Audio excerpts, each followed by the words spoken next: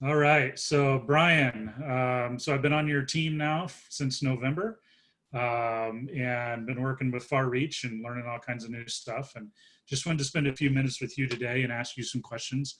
I know you wear many hats. One of them from an education perspective, one of them from a developer perspective. And so, just kind of want your thoughts on what you think of COVID-19, how that's going to transform the world, and where we go from here. So. Sure. Um, Let me just start with the first one. So, as we look at COVID 19, um, what do you see changing in the technology world? How do you see what we can provide as developers to businesses in this post or mid post COVID world? Sure. So I guess really, as a developer, not much has changed at this point, and I'm not sure a lot will change as a developer going forward. In that, business processes are going to exist, whether or not we work in the same building or have our partners in the same building, or if we're developing a solution for someone who's 100 or 1,000 miles away. And so COVID-19 has, definitely changed the way that we interact as far as humans. But as far as technology goes, we have the tools to solve the business problems that we've always had still available to us. And most developers are fairly comfortable working in an independent setting to solve a business problem. And so we've already kind of started hitting some of the communication things that a lot of people are going to struggle with out of the gates with COVID-19 eliminating their offices.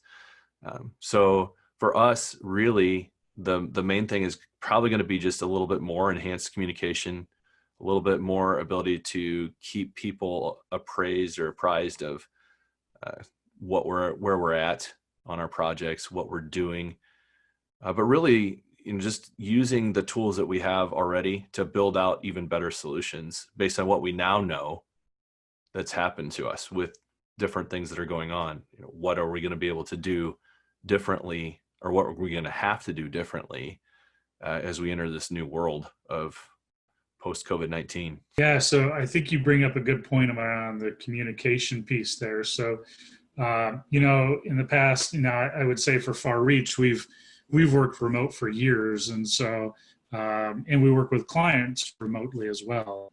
With a lot of where uh, you know writing out stories and working through the agile process was everybody in a room with sticky notes or a whiteboard. What are some things you've learned over the years about how to communicate and how to have that communication necessary to be successful with agile and development in general? Yeah, that's a great question. So one thing that sometimes it's easier to know what to do right if you know what's wrong. So let me just start with a couple things that really don't work that people will probably try. Pointing a camera at a whiteboard is an absolutely terrible idea. It seems like it's going to work, but the people watching can't see what you're writing, or you can't see the whole whiteboard, or you have to zoom in. Then you can't interact with each other face to face via the camera, of course. But yeah, so one thing to definitely avoid is trying to design a solution or use the sticky note approach like we used to do when you're all in the same room. So with that, what we need is tools around that process. And there are tools, there have been tools that have already attempted to solve these problems. You have your base camps, you have your Kanban boards of, Trello or GitHub pages or GitHub boards or Azure Dev boards or whatever. There's hundreds of different solutions available to you to try to figure out how to do a collaboration where you can basically all have the same screen. You can see who's typing notes, who's doing this.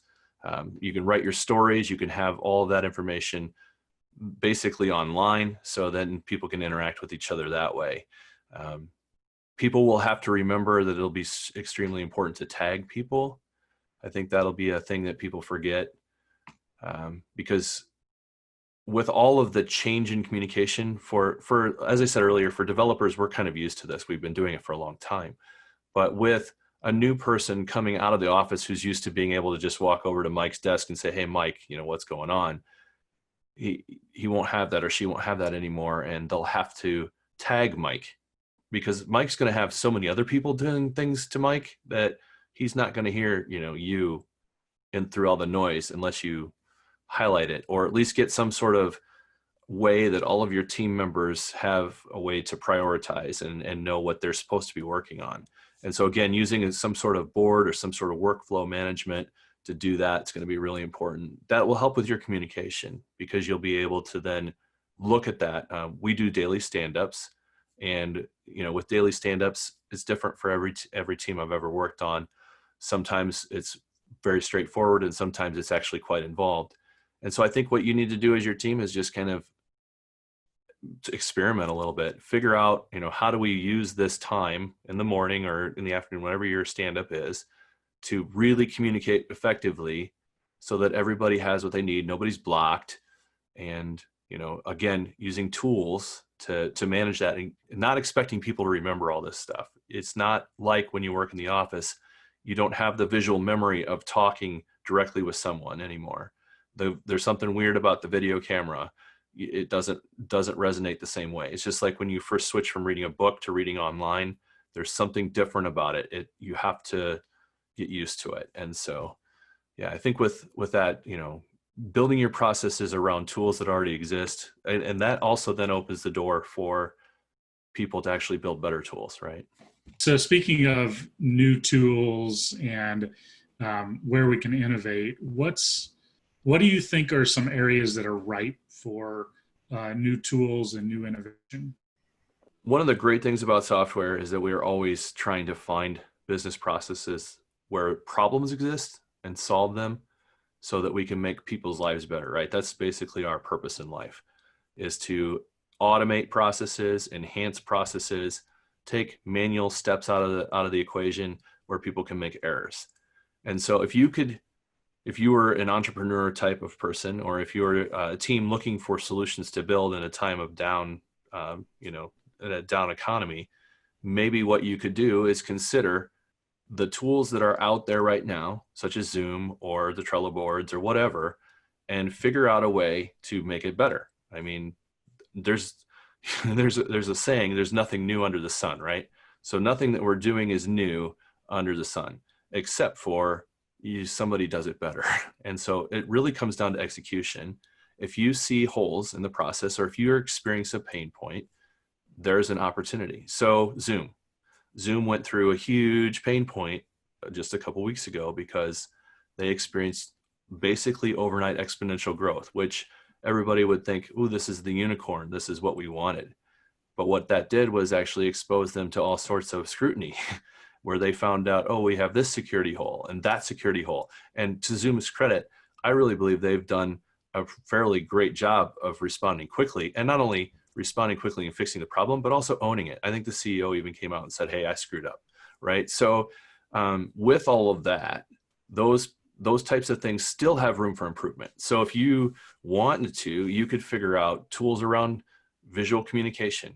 How do I work a Kanban board and a Zoom meeting together so that I don't have to have 3 different windows open, right? Or how do I communicate with my team daily without having to make sure everybody's available at 9 a.m.? Because sometimes that's just not feasible, especially in a world without daycare, right? We're juggling that right now. We have some people like myself who I absolutely have to watch kids in the morning so that my wife can work, and then vice versa in the afternoon, right? And so a 9 a.m. stand-up is sometimes not very feasible. And if it even is feasible, it's extremely distracted. And so, when daycares open back up, obviously we'll have a better solution to that. But the opportunities are ripe right now. I think that this has done nothing but good things as far as exposing opportunities. I think to think that we're all going to hit this this period of not having things to do is a little bit scary, because that would imply, that's like the guy who said there's nothing new to invent in the 1800s, right? I don't remember who said it, but he said, everything that could possibly be invented has been invented, or something like that. And obviously, that was inaccurate. So for us to say there's not going to be any work, or, there's not going to be anything to do, that may be accurate if we don't pivot or don't take a mindset shift into, well, we are no longer going to provide only cloud services, or we are no longer going to provide only, in-house services. Now we have to figure out a way to adapt and to make, there is work available. There will be work available. We just have to find it, right? And Yeah. tools, same thing. There are going to be ways, people smarter than me are going to think of really cool tools, and we're going to start using them in about 6 months from now, probably, and be like, wow, why didn't I think of that? So, Yeah. One of the sayings at our house is boredom is the mother of invention. right. And I think stressful situations like this are as well, right? Like this is the only time in history where we literally have taken an entire workforce across an entire country or even the world and sent them home to try to work. Right. I mean, we flipped the switch in 1 week. I've talked to some executives and they're like, hey, honestly, it worked better than we expected. But then there's others that are dealing with tons of pain because, there's some Excel spreadsheet sitting on somebody's desktop still at work or whatever. Sure. And they're reeling from these processes that they thought would always be in place. And now they're stuck. Right. One of the areas that we moved to a long time ago was in cloud. Would you mind speaking to cloud a little bit and about how we can use the cloud to help enhance or digitize and manage some of the processes we have? Yeah, absolutely. So there's a couple different ways to look at this. The one way is as a business, another way is just as a person, as an individual. And there's a combination of both of those that comes together as an employee, right? So yeah, having a spreadsheet where it's only existing on someone's desktop in a physical building, that's not a good solution. And this has highlighted that. But I mean, what if that building would have gotten hit by a tornado or burned down? That's probably, I'm guessing that spreadsheet's pretty important. I'm guessing it's not just, a few stats. It's probably managing money or customers or something really important to your business, especially if you're now considering, how do we get this thing off somebody's desktop? So the cloud is really awesome. And it has evolved in a way that I think a lot of people saw it coming, but didn't expect it maybe to happen quite so quickly, with the fact that I think what you're going to see, and this is speculation, but I think what you're going to see within the next 5 years, there probably won't be the desktop as we know it anymore. In a way, what I mean by that is, as a business person right now, I can spin up a virtual machine on Azure. And on that virtual machine, I can put all the tools that my developers need. And I can make a template that I can spin up a new computer in literally a few minutes. And yes, it costs money, but it also costs money to have physical devices. And so you're looking at someone being able to use a Chromebook and connect via remote desktop to a fully blown computer on the cloud deployed near them. It could be in, one of the regions on Azure that's near you, or, if one of those things fails, there's fallovers and stuff too. So you don't have to worry about machines, hard drives going bad. You don't have to worry about people not having access to their machine. The only thing you have to worry about is internet access, right? And so as long as someone can get to the internet, they can actually work off the cloud. The same thing goes for servers. So now these really expensive hundreds of thousands of dollars servers that businesses have been procuring that they deprecate over time. The accounting on that stuff escapes me a little bit, but you pay, capital expenditures or, operational expenditures, right? So your capital expenditures are going to be buying all this stuff. And now I have, over the next 5 years, I'm going to take tax breaks on this stuff, right? Well, as a business, now you can just say, I don't even need the $500,000 server anymore, but I will be paying $50,000 a month for servers at Azure or whatever, which seems daunting compared to, the $0 you're spending right now per month, which really isn't actually accurate. But what happens for you is that you never have to worry about who's installing updates. You never have to worry about that machine failing, because as soon as it does, they put in a new machine for you. So you don't have to upgrade your machine. So you're basically paying a little bit more maybe by month, but you have a lot more available to you. So the cloud, gives you that opportunity to leverage the latest machinery with the latest server, tools, the latest processors, the latest drives. That's all going to be available to you at a lot less money than if you spend, this gigantic amount of money up front, and then also have to put that in a building that you also have to physically secure and make sure that only the right people have access to the room. All that stuff, the cloud's taking care of that for you. So what you're going to see is businesses starting to realize, wait a minute, why we've been doing this for 50 years, like since the 70s or 80s. And, it's, why we don't have to do this anymore. It's gone, it's done. And so we can go on now and change, which is going to affect roles as developers, I guess, a little bit too. Developers now have, or even, your server admins. Your server admins won't be going to their physical buildings anymore. They'll be doing stuff through portals and command lines. So that'll be interesting.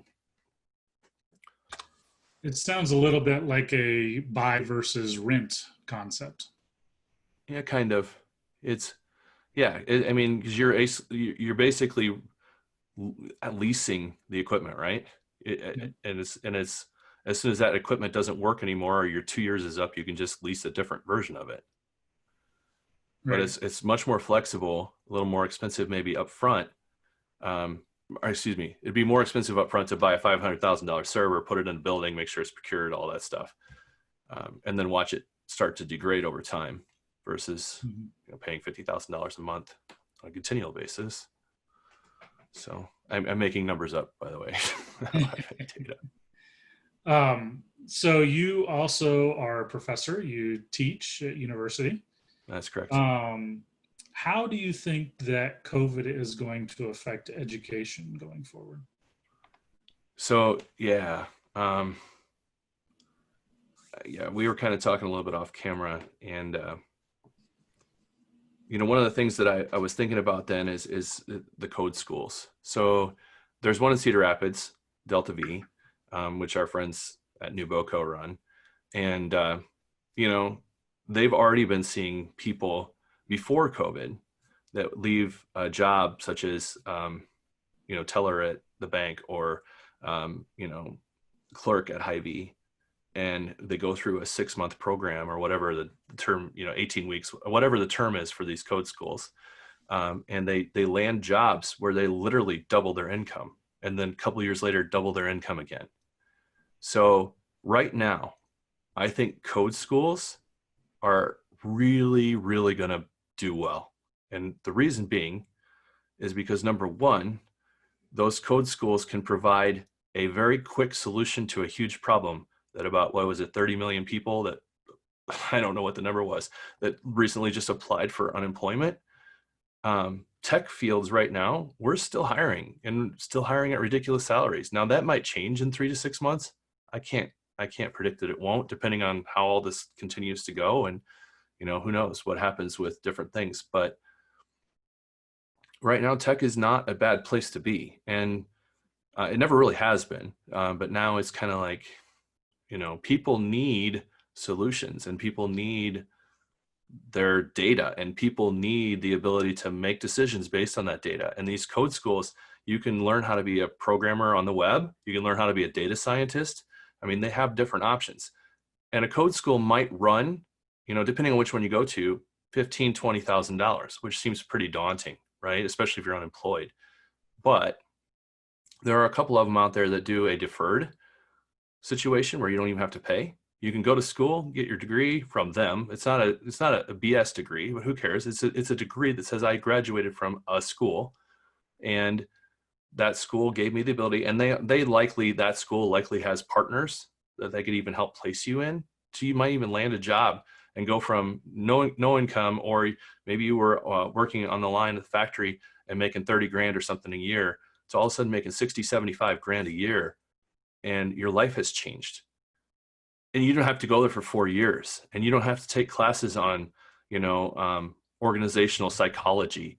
And, what we were talking about before is, I can't even remember, but it basically like these classes that are required to get a college bachelor's degree, which are completely useless, by the way. I'm not saying they're useless. I'm just saying it's bloat. And so as an educator in a computer science world, I see a huge opportunity for even introductory level programming. People have already started to flock to that.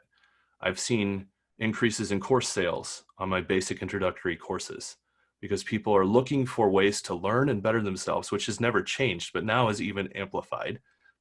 Some people, and I won't say everybody because certainly not most of us, some people actually have a lot more time right now to do things like learn, which opens the door for that. But then going back up to the full, 50,000 foot view of a university, if the universities don't change what they're doing, I think they're going to be in a real big trouble. And part of that is just around, you got to bring 25,000 to 50,000 people from all around the world into one city, which in the past was not a big deal and actually quite enjoyable for most people, right? But now, who's going to want, or who's going to allow 25,000 people from disparate sources all across the world to come to one place and be like a melting pot of disease? We have this on our mind. And I'm not saying that this won't clear up. I'm very confident it will. And I'm very confident in 3 years from now, COVID-19 will be a distant memory as far as how we're being socially isolated. Now, we might still have some practices. Hopefully people will still wash their hands. That'd be great. But hopefully won't have to be wearing masks in public. Huge not a fan of that. So I think what the university in general has to do is figure out how they're going to pivot in order to compete with the code schools that they've basically said aren't really a factor against us right now, because I think they will be as this develops even more. And also figure out a way that they can get the students to still be able to get a quality education if they can't be in a brick and mortar building on a campus in a certain town. So it's going to be interesting. Yeah, that's great. So I started as a programmer. I haven't probably programmed in the last 10 years or so. My first programming job was in COBOL, actually. Oh, dude, you should call up New Hampshire or whatever it is. Yeah, I know. I need to dust off the skills from 20 years ago. Yeah, no thanks. My first language I programmed in was Pascal, if that dates me at all. What are some of those, people that are maybe laid off or people that are working another job? What are those skills that you see in your students that say this person's going to be very successful in IT? And maybe that's a really broad, because there's a lot of broad, areas to go between QA and developer and all those things. But what are those things you look for as a hint to success? Yeah, that's a great question, because it's kind of the $1 million question, honestly. How can you tell if someone's going to be a good programmer? Let's start there. So there are two camps on this, actually. The camp of everybody can program and everybody should program, and no, only certain people have the gift of programming and only those people should do it. So yeah, there's so much you could say on this. Got to keep it kind of short. But basically, when I'm looking at someone, if I was to judge whether or not I think that they'll succeed as a programmer, I think they need about 3 qualities. One of them is they need to be able to look at a problem and figure out a solution without having to find an answer from someone else. So by that, if you see a problem, you can envision what is the solution to this. Okay, let's think of it like traffic. I see a problem. There's traffic. How could we make the traffic better? Have you thought about rerouting specific parts of traffic? Or have you thought about limiting the number of cars that could pass through a stoplight per day somehow? It doesn't have to be a feasible thing. It's just the fact that you could actually envision solutions in your head or think of them, right? Or even write it on paper. So looking at problems and then being able to actually think about solutions. And I'm not necessarily even saying coming to good solutions. I'm just saying thinking about solutions and being able to articulate them. Second thing, and this is going to make a lot of people really upset. But you remember how you always said to your algebra teacher, when am I ever going to need this? Well, if you're going to be a computer programmer, you need algebra. You don't have to know the advanced calculus for most jobs, okay? But you need algebra. And the reason you need algebra is because algebra is all about variable replacement. It's equations and rearranging equations and solving for variables. And that's programming. We take x is equal to 2 plus 5, x is equal to 7. Okay, now I can use that 7 and do this thing with it over here, right? That's programming. It's algebra, a little bit of matrix theory, which if you go into that, that's a little bit harder. But it's kind of like the next step up after algebra. But you still, you can do great things with calculus too. I'm not saying that someone who's great at calculus wouldn't be a great programmer. I'm not saying that at all. It's completely not transitive that way. I'm talking about someone just wanting to know, should I even try it? Well, if you hated algebra, if you hated writing equations and you hated solving for variables, programming might not be your favorite thing in the whole world. Programmers don't work regular hours. There's times when programmers have to work on the weekends. There's times when programmers have to work at night. There's times when you have to take a call at 2 in the morning and you don't really want to because you're tired. But the server's down, so you got to fix it, or you got to fix a process that you don't even know. Somebody else worked on it, and so you got to solve that. So if you are okay with adversity around that, and you have a good work ethic, and you're willing to make a few sacrifices, put the time in to learn it, it's not something you can just sit down and do. So the code school idea is great, 18 weeks, but I'm not going to be an expert programmer in 18 weeks. In the same way that I could sit down in front of a piano and practice for 8 hours a day for 18 weeks, I'm probably not going to be playing a lot of Beethoven, especially not in a recital, because I wouldn't want anybody to hear that. But I could likely at that point read music well enough to play it slowly, may make a few mistakes here, have someone who's looking over me correct it. So those people who are out there who are struggling, those people out there who have always hated their job, all those people who, just always kind of felt held down, to be honest, or, are laid off right now because of this COVID-19 thing. This is an opportunity to at least explore it. There's nothing stopping you from exploring it. In fact, maybe the cards have lined up for you right now to explore it, right? Maybe this is the time. Maybe this is giving you that chance to explore and figure out, hey, maybe I really like this stuff. And you don't have to get a job in programming. That's a great thing. If you're good at programming, you can make your own job. You can make your own solutions. You can solve somebody's problem and make a lot of money. Just ask Mr. Zuckerberg how much money he's made without his college degree, right? And so I'm not saying you're going to be Mark Zuckerberg. Please don't infer that, because it's a 1 in a zillion type of thing, right? But I'm also not saying that you have to have a college degree or even a code school degree to make a solution with programming that solves problems. So.